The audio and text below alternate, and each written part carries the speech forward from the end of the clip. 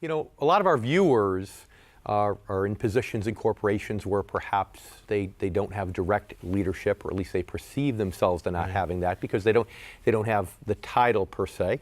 And a lot of our viewers are also retired. So can you tell them how they can truly be a leader in their own lives and with the people around them without having a title? I appreciate that question very much, because I think that's a misnomer to people a lot, is that maybe you don't have the position, maybe you don't have the title. Look, the reality is the greatest leader, the person I learned the most leadership skills from in my life was my mom. She was a school teacher. She didn't have a big job, thousands of people reporting to her, but she was one of the most influential people I've ever known. In our small community in Georgia, she was the center.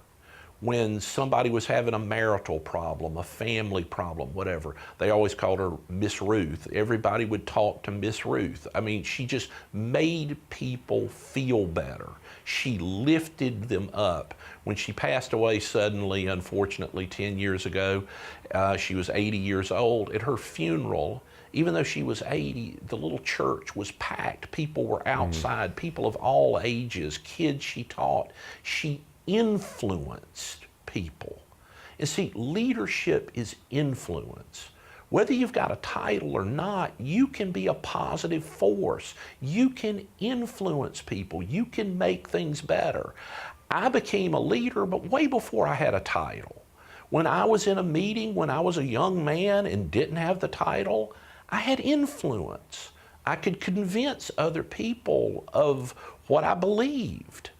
And so don't wait till you have a title. If you wait till you have a title, it's too late.